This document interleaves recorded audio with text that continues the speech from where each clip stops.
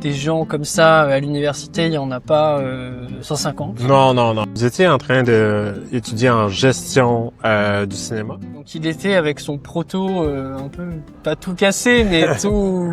C'était un proto. C'était un proto. Il s'est dit, ok, je vais aller... Il y a un bar qui est dans le bois de Vincennes, à Paris, parce que la nuit, c'est pas éclairé. Ouais. Donc les gens, ils sortent à 3h du mat, et à moins qu'ils appellent un Uber, s'ils veulent rentrer jusqu'au métro, c'est 20 minutes à pied, dans le noir, dans un bois. Il a fait ça pendant tout l'été.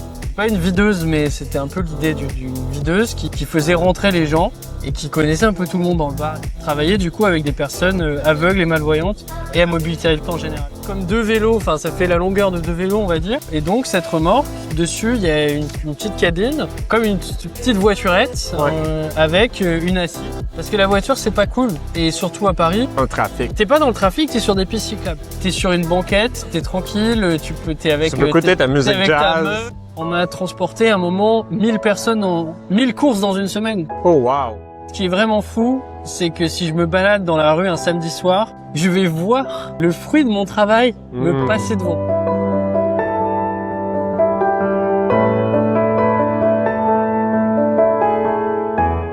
Un gros merci du fond du cœur de me suivre semaine après semaine à travers mes entrevues et mes aventures à travers le monde pour parler de mobilité durable. Si tu écoutes cette vidéo et que tu n'es toujours pas abonné, ben abonne-toi, tout simplement.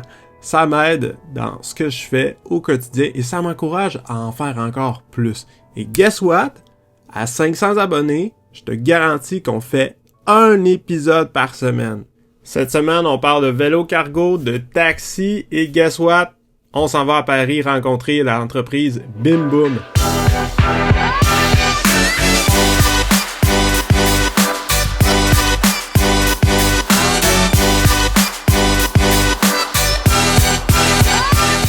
Écoute, Gabriel, merci d'être venu, ou du moins moi, je suis venu te voir pour le podcast Les Électrons Libres notamment. C'est un plaisir. J'aimerais ça commencer en parlant un peu plus de ton parcours. Qu'est-ce qui t'a amené dans la micromobilité? Qu'est-ce qui t'a amené à ce qu'on se parle aujourd'hui? Je pense que c'est une question assez large, mais j'aimerais ça commencer à l'adolescence un peu. Voir ce qui t'a mené, t'as étudié en cinéma, mais avant, t'as fait probablement d'autres petits trucs. En fait, c'est assez évident. Enfin, moi, j'ai toujours... j'ai grandi dans une petite... dans un village, dans une petite ville, où j'ai toujours fait du vélo. Donc, même quand j'étais au lycée, personne ne le faisait à vélo, c'était 30 minutes de vélo, enfin, c'était 10 km de vélo. Moi, je le faisais à vélo parce que ça me saoulait de prendre le bus. Et donc, enfin, je veux dire, déjà, le vélo, ça a toujours fait partie de ma vie. Ouais.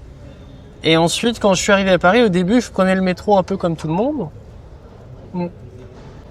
Mais le fait est que c'est tellement mieux le vélo. C'est tellement mieux le vélo, c'est tellement plus agréable. Donc, j'ai toujours fait du vélo dans ma vie.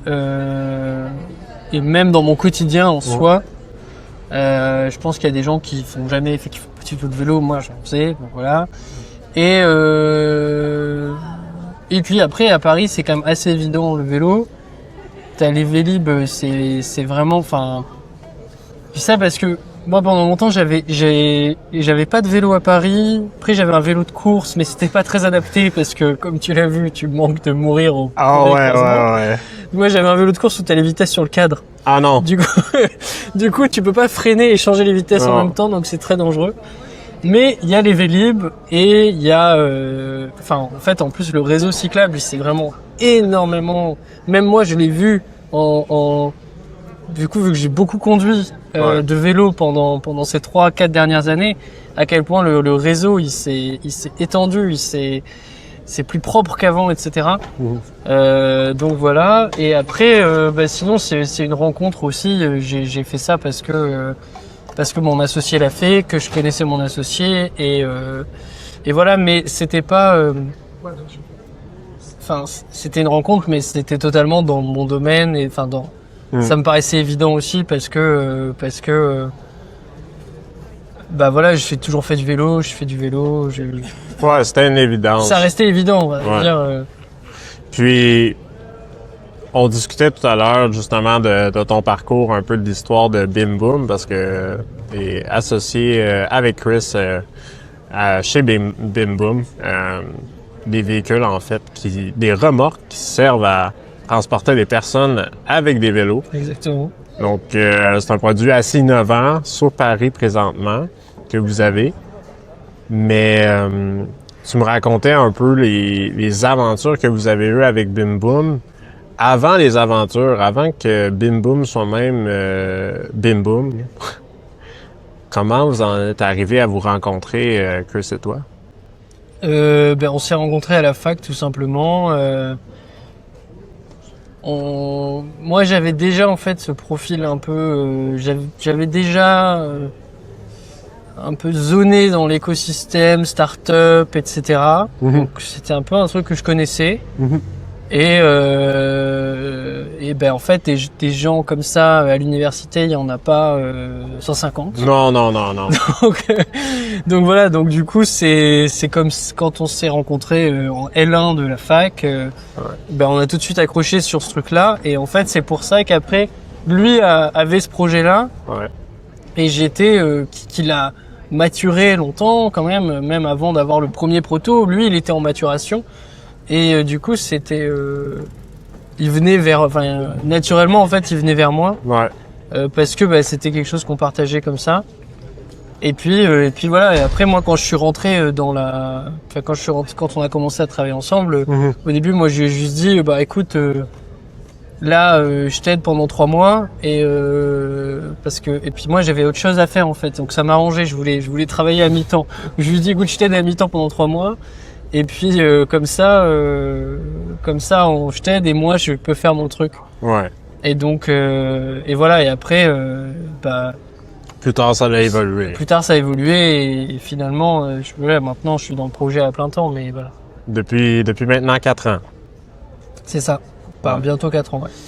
Quand même, ça fait un petit moment. Puis justement, à l'époque, quand tu as rencontré Chris, les deux, vous étiez en train d'étudier en gestion du cinéma. C'est bien. Alors c'est double licence, donc on avait des cours de gestion et des cours de cinéma, donc séparés. Donc on a fait, c'était pas de la production, tu vois, c'était vraiment des cours de. Tes gestions séparées de cinéma. Gestion séparée de cinéma. Ok. Donc voilà. Donc on a fait ces cours-là à la fac. Écoute, c'était pas mal. Comment ces cours-là sont utiles aujourd'hui dans ce que vous faites? Je suis curieux de savoir. Super utile, parce que en fait on avait des cours de compta, de droit des sociétés. Et en fait ça sert. Genre je sais ce que c'est qu'un bilan, je sais ce que c'est qu'un actif passif, un compte. Tout ça, ça sert pas tous les jours. Non. Mais la compta, c'est quand même un gros truc. Donc ça me sert c'était gestion, c'est gestion d'une entreprise. Et qu'est-ce que je fais aujourd'hui? Je suis gérant d'une entreprise. Oui, ça me sert. Oui, ça me sert. Ok, excellent. Je l'avais pas vu de même. Je croyais que c'était en fait justement plus de la production, gestion mélangée au cinéma, mais. Non, en fait, c'est une licence justement qui mène au fait, en fait, après, ça mène à faire des masters en prod, justement. En prod, ok, parce que vous avez le background. Ouais, c'est ça. Mais du coup, nous, on avait vraiment les deux cours. Donc moi, on avait des cours de compta, des cours de droit, des cours de macroéconomie, même rien que ça, en fait. Enfin, en vrai, c'est quand tu comprends. Un marché, tout ça, c'est important. Enfin, si t'as pas ça, c'est compliqué d'entreprendre, je pense quand même. Ok. Raconte-moi donc l'histoire derrière Bim Boom, comment ça a commencé, puis je pense qu'il y a eu un événement aussi qui a amené au déclic avec Chris dans un bar.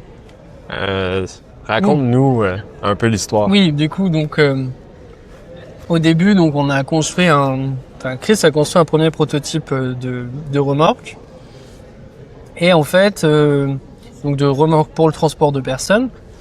Et au début, donc il était avec son proto un peu, pas tout cassé, mais tout. C'était un proto. Et en fait, il avait très peur de rouler dans Paris parce que ça secouait énormément, etc.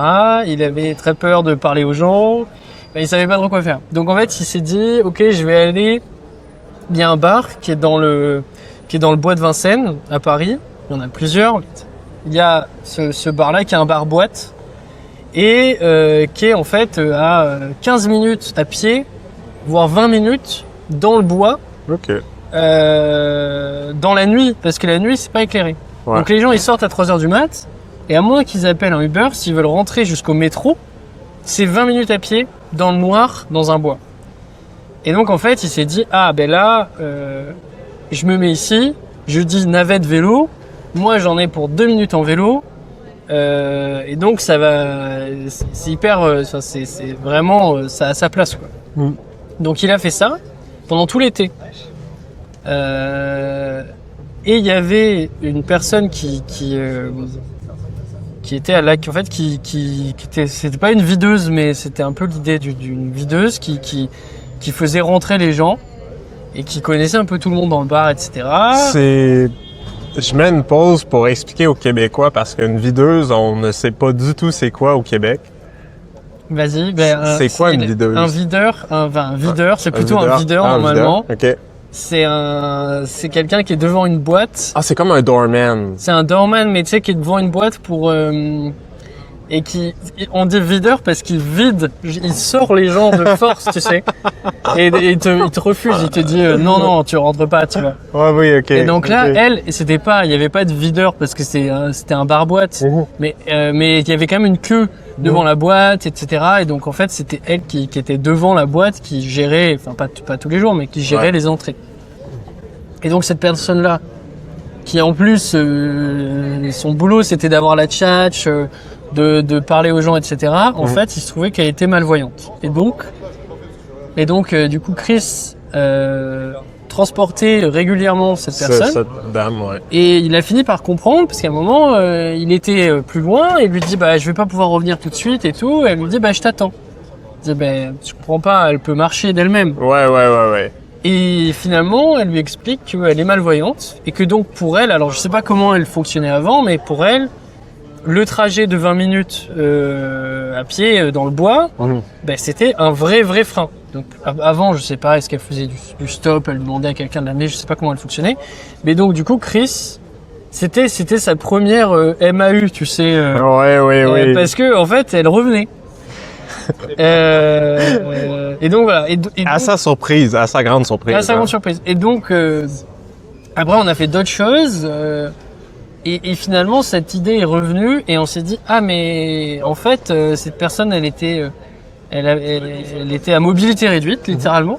Elle avait du mal à se déplacer. C'était compliqué pour elle de se déplacer dans un espace, particulièrement parce que c'était un espace.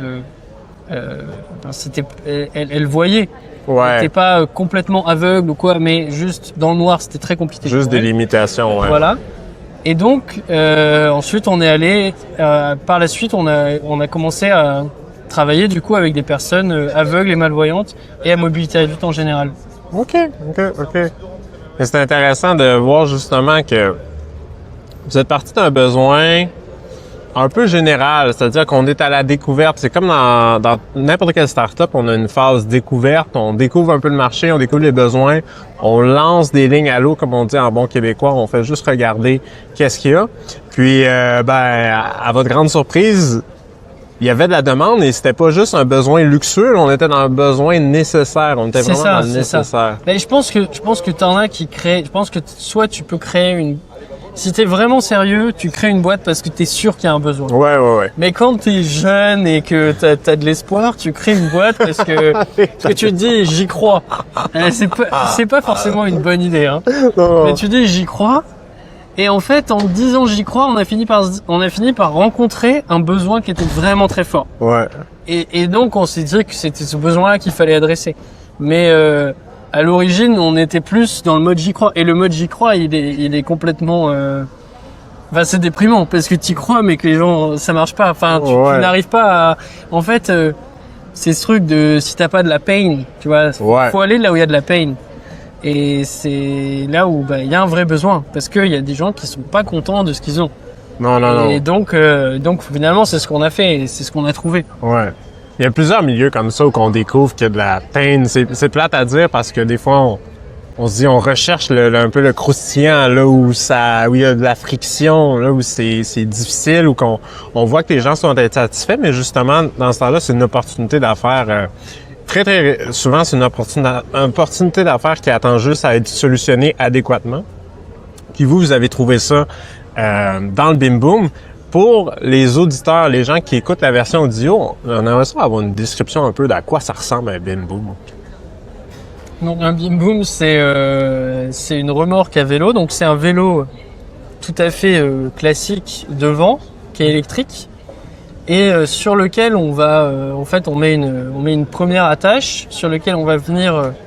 C'est vraiment une attache de remorque, et on vient accrocher dessus une remorque qui est donc taille vélo, qui est pas une remorque de voiture énorme. Donc une remorque, elle fait 90 cm de large. Elle fait, je pense, en total, un peu moins de 2 mètres de long. Mmh. Donc on a comme 2 vélos, enfin ça fait la longueur de 2 vélos, on va dire. Et donc cette remorque, dessus, il y a une petite cabine, comme une petite voiturette, avec une assise. Okay. Derrière, un coffre pour des bagages. Et on peut venir la fermer entièrement des intempéries. Donc c'est en fait une petite assise, un petit arrière de voiture à l'arrière d'un vélo.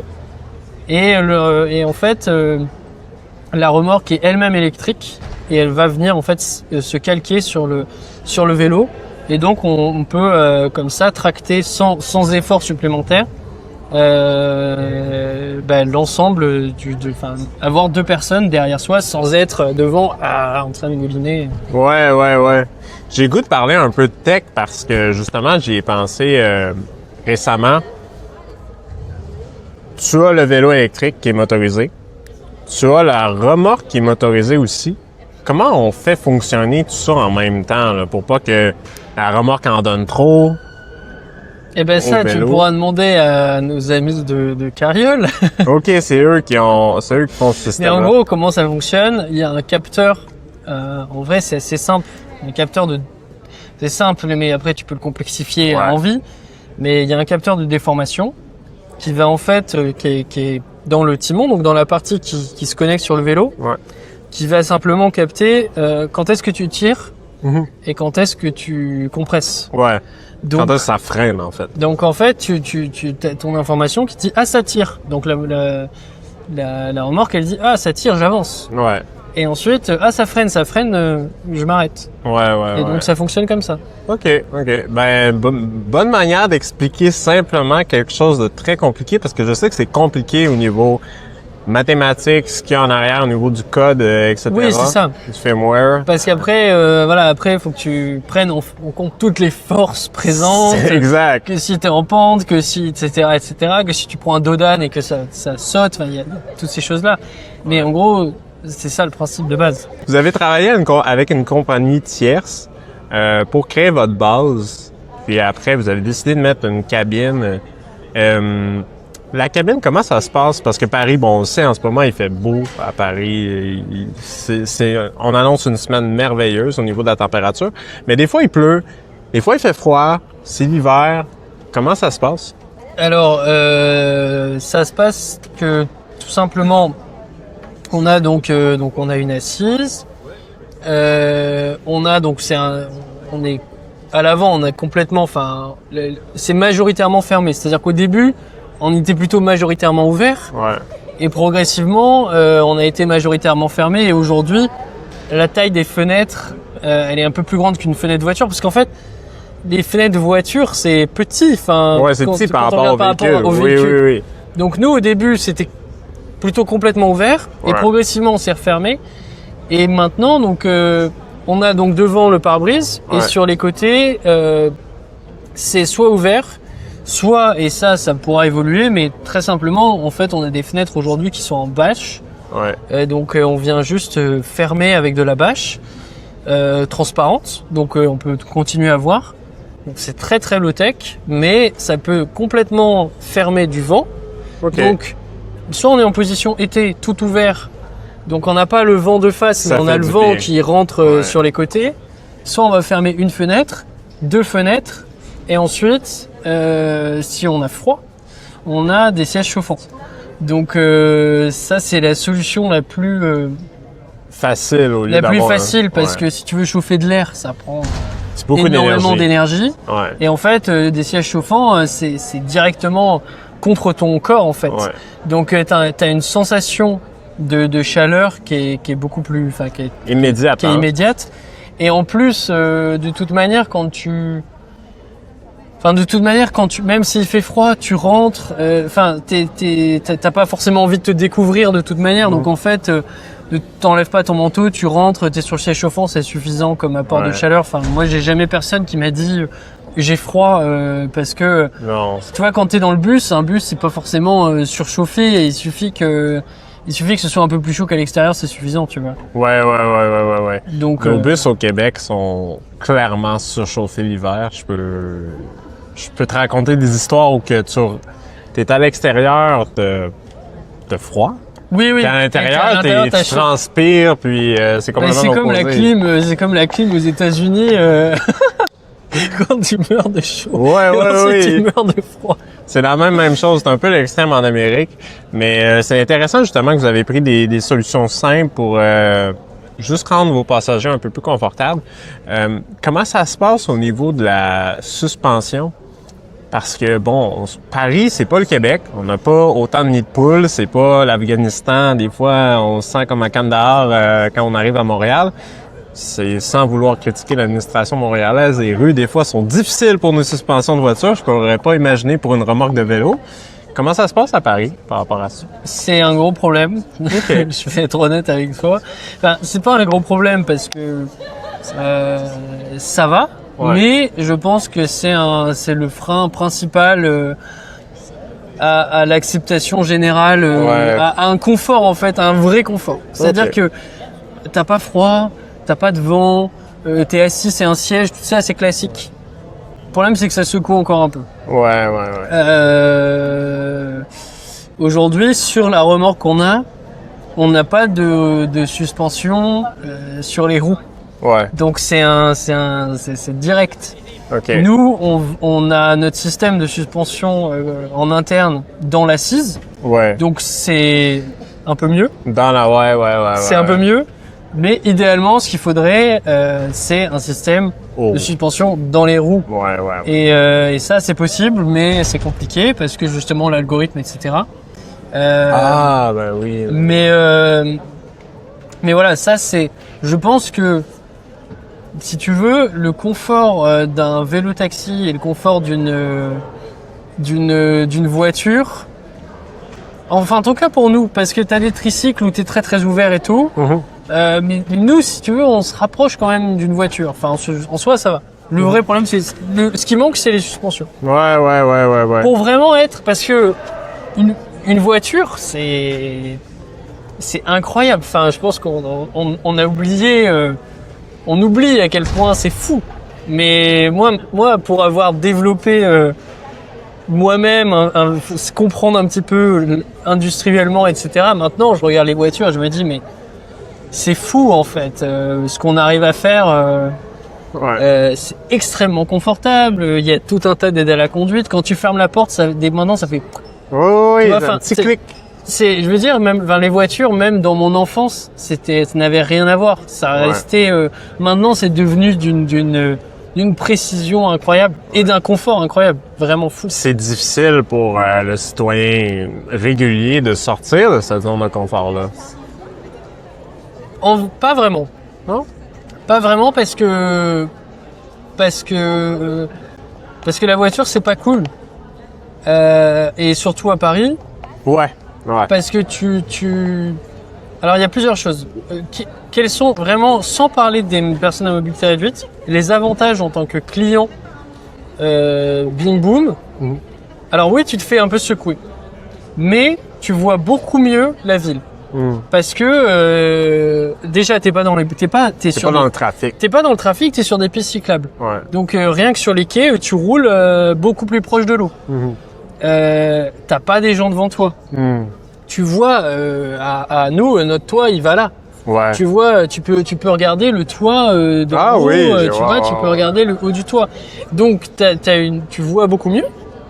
Tu prends l'air ce qui est pas franchement désagréable, tu vois. Ouais. En vrai, c'est la plupart des gens, ils sont pas mécontents d'avoir un peu d'air qui leur passe dans les cheveux, tu vois. C'est un peu la décapotable, tu vois.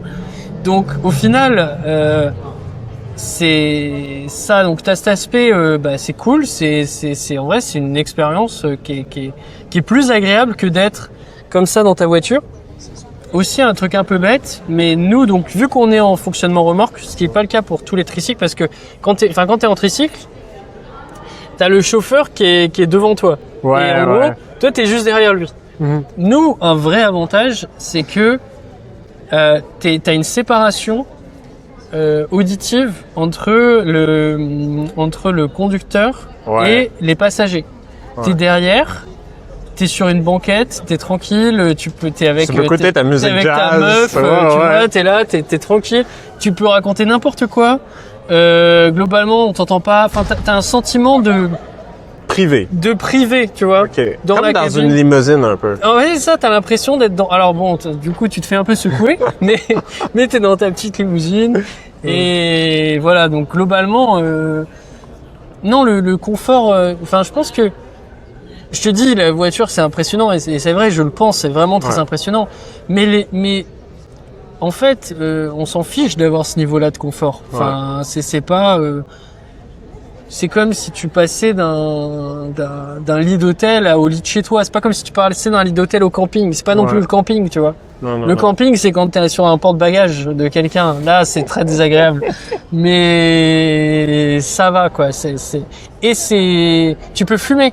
Ça, c'est un petit avantage aussi. Quand même. Tu peux, donc, quand t'es en soirée, tu rentres, t'es ouvert, tu peux fumer. Bon, je sais pas où tu mets ton mégot, mais t'es pas dans cet environnement très fermé, très connu de je suis dans une voiture, je suis derrière quelqu'un, etc. Ouais. Voilà. J'étais pour dire, tu peux gerber aussi en paix. Tu peux gerber. Non, mais c'est un vrai avantage. Moi, on n'a jamais eu de vomi. Enfin, du coup, avec Hitch, on a fait énormément de soirées. Ouais. J'ai jamais nettoyé un vomi. Ah non? Ok. Alors que les VTC, ils nettoient des vomis fréquemment, tu vois. Oui, moi-même, moi, j'ai un passager qui va vomir. Je lui dis, écoute, je laisse la fenêtre ouverte. Si tu veux vomir, tu penches et tu vomis dehors. Oui, c'est simple. Simple comme bonjour. Donc, c'est plus simple. Wow! C'est incroyable comment on fait la promotion de votre Bim Boom. Incroyable. C'est bon pour tout. OK, on a survolé un peu plus l'aspect technique. Un peu de votre histoire aussi, comment ça a débuté. Vous avez, semble-t-il, passé un cap lorsque vous avez commencé à travailler avec Hitch.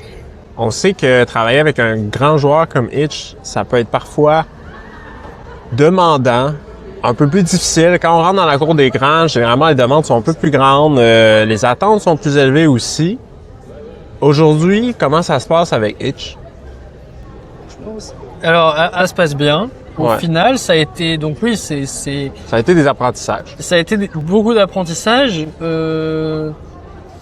En dehors d'une demande, nous, on a lâché aussi une partie de ce qu'on faisait. Parce qu'avant, on avait une activité en propre où on faisait toute la chaîne de valeur du vélo, de la production du vélo, de la conception jusqu'au transport du passager, et où on a lâché une partie. Donc on a lâché la partie passager en fait. Donc ça c'est compliqué parce qu'on perd on perd des données, on perd de la connexion, on perd c'est moins spontané tout simplement. Ouais, le feedback que vous aviez. Du feedback, on perd du feedback. Donc voilà, maintenant, in fine, ça se passe bien avec eux, et on transporte des gens tous les week-ends qui rentrent de soirée, et c'est un beau service, et on a eu une année précédente compliquée, mais on a transporté à un moment 1000 personnes 1000 courses dans une semaine. Oh wow! Et nous, on était là, on se disait, oh là là, c'est compliqué, on a du mal à faire à ce partenariat, c'est quelque chose de compliqué, qui est nouveau. Mais on a vraiment beaucoup appris, ça c'est sûr. Et je veux dire, on a beaucoup appris pour la boîte, on a beaucoup appris personnellement, enfin même en dehors de ça. Et on a transporté des milliers de personnes chaque semaine. Wow. Donc c'est cool.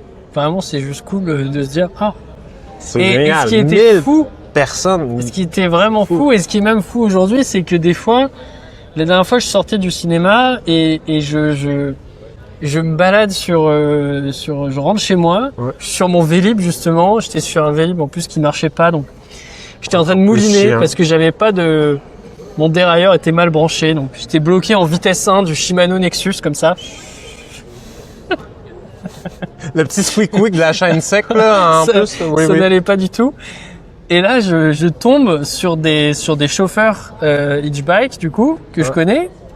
Et ils sont dans mon véhicule que j'ai assemblé de mes mains et enfin c'est vraiment fou et je me suis dit que on a vraiment beaucoup de chance, c'est que on travaille. Alors des fois c'est très dur comme tous les travails, des fois on a du mal, c'est compliqué, c'est du travail. Et des fois c'est super. Mais ce qui est vraiment fou, c'est que si je me balade dans la rue un samedi soir, je vais voir le fruit de mon travail me passer devant. Ça, c'est fou. Et je sors du cinéma et je croise des chauffeurs et je leur parle et ces chauffeurs-là, je les ai formés. Coachés, je les vois fréquemment. Et ils sont dans un véhicule que j'ai conçu, que j'ai assemblé, dont je fais la maintenance toutes les semaines. Et en fait, ils sont là dans la rue et je les vois. Je pense qu'il y a quelque chose de spécial à voir, que quand on travaille pas, les choses sur lesquelles on a travaillé travaillent pour nous. Oui, exactement. Ça, c'est ça le truc. Mais c'est vrai que je pense que si t'es développeur web, bon bah t'arrêtes de travailler. Bon, peut-être des fois tu vas sur un site web et tu te dis c'est cool, mon site web il marche. Mais c'est pas aussi fou que voir des gens. Tu vois des choses dans la rue, dans Paris, c'est pratique, c'est factuel. Et ça, c'est vraiment, c'est incroyable. On sort de l'anecdote, on sort de l'histoire de j'ai parlé, j'ai vu. Là maintenant, c'est devant toi. C'est ça. Et puis il y a pas longtemps, j'ai eu on a relancé, bon peut-être on en parle, mais on a ouvert notre service pour les personnes à mobilité réduite, réouvert. Et donc on a un chauffeur avec qui on travaille. Et puis moi j'étais chez moi, chez mes parents, où j'étais pas du tout à Paris. Et je lui avais dit bon bah voilà, tu fais cette course, etc. Donc c'était prévu au planning, mais bon moi j'avais complètement oublié. Et je reçois un message d'un client qui me dit merci beaucoup pour cette course, etc. Ça s'est super bien passé. Est-ce que je peux réserver pour demain? Et là j'étais complètement dans une autre réalité. Et je reçois ce truc, je me dis mais en fait là il y a ce Bilal que je connais qui est allé chercher un client, qui l'a transporté, qui l'a amené à la gare. Et c'est trop cool moi je faire du hardware et faire du service, c'est chiant. C'est difficile, c'est des sonnettes qui sonnent pas. Enfin, je veux dire, si tu vas dans le détail, c'est des choses, des crevaisons, mais les crevaisons, à la limite, s'en fiche. Mais c'est mais la sonnette, je comprends pas, elle sonne pas quand il pleut. Enfin, tu vas dans un niveau de détail qui est pourri et qui est vraiment sur des choses pratico-pratiques, très chiantes au final. Mais à la fois, t'as une satisfaction, je pense, qui dépasse de loin toute satisfaction que tu peux avoir en soft. Ouais. Parce que t'as des vrais gens qui sont dans un vrai truc et que quand ça marche et c'est fou. J'ai travaillé dans les deux, autant du software que du hardware, puis je peux dire effectivement que la satisfaction est différente. En software, c'est quand que la cliente ou le client au service client te remercie comme individuellement en chat ou des trucs comme ça. Tu peux commencer à ressentir un peu l'effet, mais il n'y a rien qui égale un sourire. Ouais, ben c'est ça. C'est ça. Quelqu'un qui a le gros sourire, qui te dit en pleine face, « Hey, j'ai adoré ton service, j'ai adoré j'adore ce que tu fais. » Ça n'a pas d'égal. Je l'ai vécu en coaching, quand je coach les athlètes en compétition, quand je suis présent en compétition, puis qu'ils sortent de l'eau avec le gros sourire. Moi, c'est ma paye. Oui, c'est sûr. C'est sûr. Ça vaut plus que de l'argent. C'est super comme produit, c'est super comme aventure. Maintenant, parce que je le décris comme une aventure, je pense que vous avez vécu beaucoup de choses dans les dernières années. Vous avez appris beaucoup. 2 jeunes de 25 ans maintenant, vous avez parti ça quand vous aviez quoi, 21 ans? Vincent, du premier vote des femmes devant la mairie de Paris. Venez nous rejoindre. Merci. C'était le 29 avril 1945. Pour les élections municipales d'abord, voilà, pas pour la présidence, mais bon, voilà, c'était déjà ça. Un rassemblement pendant 1 heure entre 19h et 20h. Merci, à tout de suite. Merci. Mais c'est ça, ça fait maintenant 4 ans, 25 ans aujourd'hui, 21 ans. C'est quoi, à 25 ans, vos rêves pour Bim Boom? Où vous voyez dans 5 ans? Alors, il y a pas longtemps, on a établi, enfin, c'est moi qui ai proposé, et puis on était d'accord à peu près, un triangle. Alors, je sais plus ce que c'est, mais c'est un triangle pour moi, ce que je cherche, si, je sais ce que c'est. C'est le triangle, le triangle du bon entrepreneur. Enfin, selon nous, après beaucoup de tumulte, c'est la satisfaction client, Ouais, la rentabilité ouais, et une bonne organisation. Parce que par le passé, on a beaucoup travaillé, on a travaillé les nuits, on a beaucoup travaillé en urgence aussi. Mhm.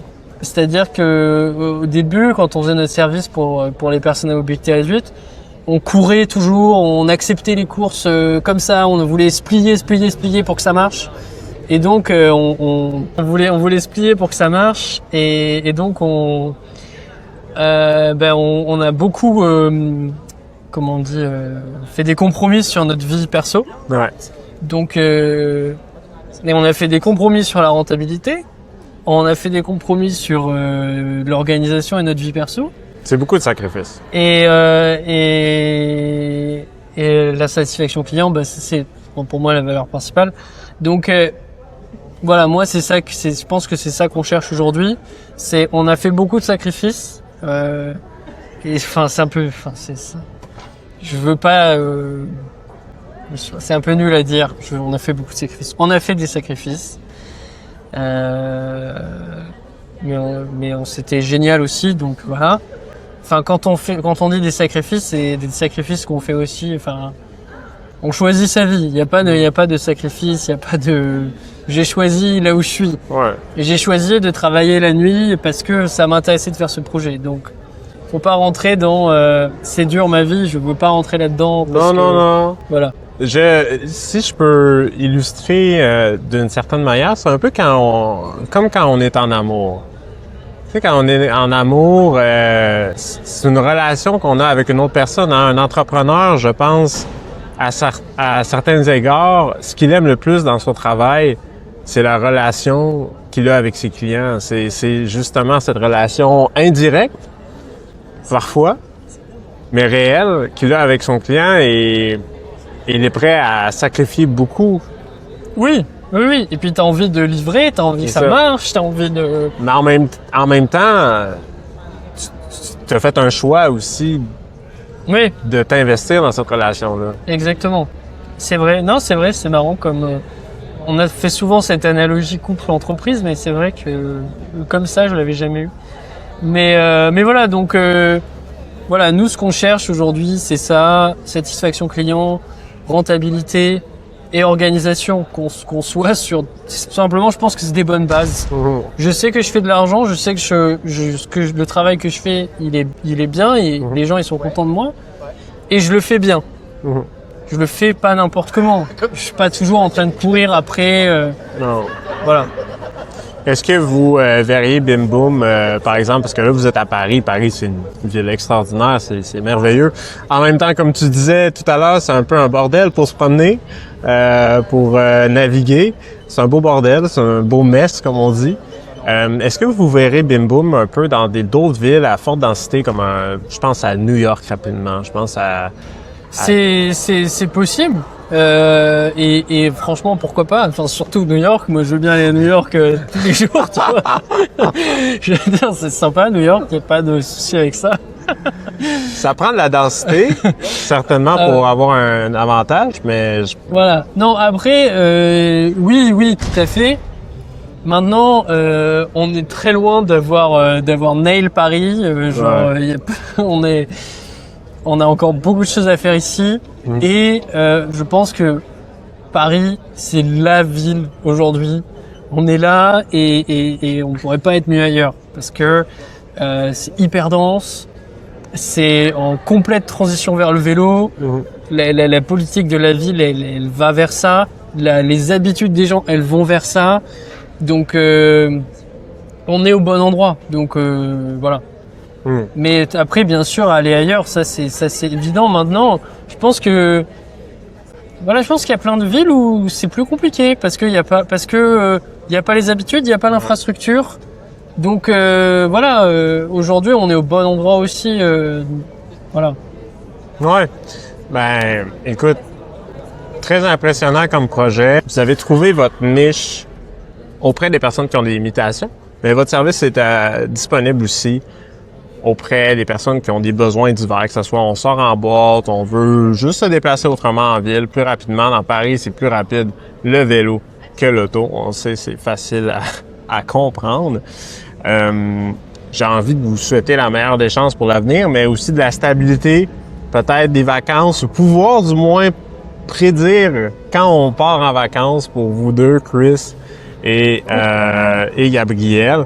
Puis certainement la croissance, mais une croissance saine. On veut que ce service-là se maintienne dans le temps, puis qu'il puisse juste croître tranquillement. Puis qui sait, peut-être vous voir à New York un jour. Merci. Écoute, merci Gabriel. Ça fait plaisir. Hey, c'est déjà tout pour aujourd'hui. Merci encore une fois d'avoir été des nôtres. Si tu ne t'es pas encore abonné, clique sur le petit bouton en bas et abonne-toi. Ce qu'il faut savoir par rapport à Gabriel et Chris, c'est qu'ils ont décidé de partir sur de nouvelles aventures cette année. Et oui, Bim Boom a fermé ses portes. Ils ont décidé, Gabriel et Chris, de suivre leur cœur. Et ils ont bien fait. Ils sont jeunes et on leur souhaite la meilleure des chances dans leur carrière. Donc n'hésitez pas à les suivre sur LinkedIn. Ils sont disponibles et ils vont répondre aussi si vous avez des questions. Mais ce qu'il faut savoir, c'est que le besoin en matière de services de vélo-taxi à Paris reste encore très grand et les gens à mobilité réduite ont toujours besoin de ce type de service-là. Donc, restez à l'affût, peut-être qu'on va voir un nouveau Bim Boom ressurgir, que ça soit à Paris ou au Québec, je sais pas. Pour ce qui est de vous et moi, on se revoit dans 2 semaines pour de nouvelles aventures et un nouvel épisode qui va être assez intéressant. Sur ce, je vous souhaite de bien vous porter et de vous déplacer librement. Ciao!